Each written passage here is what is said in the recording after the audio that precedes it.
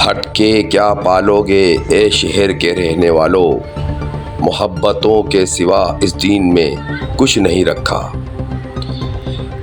اعوذ باللہ من الشیطان الرجیم الذین فرقوا دینہم وکانوا شیعا لست منہم فی شیء، جن لوگوں نے اپنے دین کو ٹکڑے ٹکڑے کر دیا اور گروہ میں بٹ گئے، اے نبی پاک صلی اللہ علیہ وسلم آپ کا ان سے کوئی تعلق نہیں۔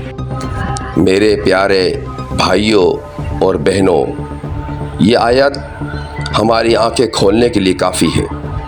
فرقے ہونا گناہ نہیں، نفرت پھیلانا گناہ ہے۔ فقہ کا اختلاف بھی گناہ نہیں، دل میں بغض رکھنا گناہ ہے۔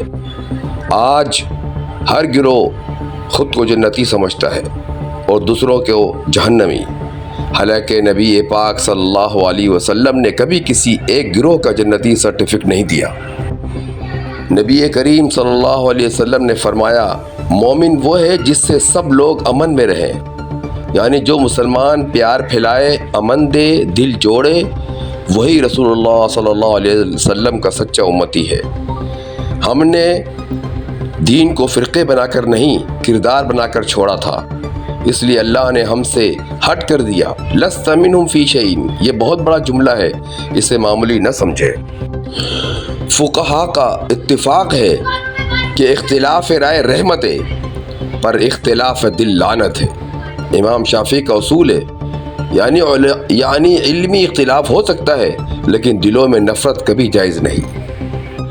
اگر تم مسجدیں الگ بنا لو، جلوس الگ نکالو، فقہ الگ پڑھنا لو، کوئی مسئلہ نہیں، لیکن خدا را دل الگ نہ کرو، کیونکہ دل ٹوٹا تو نبی پاک صلی اللہ علیہ وسلم نے فرمایا میرا تم سے کوئی تعلق نہیں۔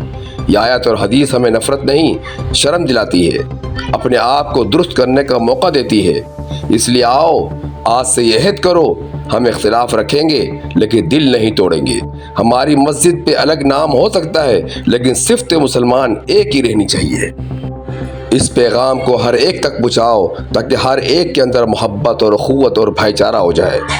محبتوں کا چراغ دل میں جلا کے رکھ دیجئے، محبتوں کا چراغ دل میں جلا کے رکھ دیجئے، یہی وہ نور ہے جسے نبی پاک نے باقی رکھا۔ والسلام علیکم ورحمۃ اللہ وبرکاتہ۔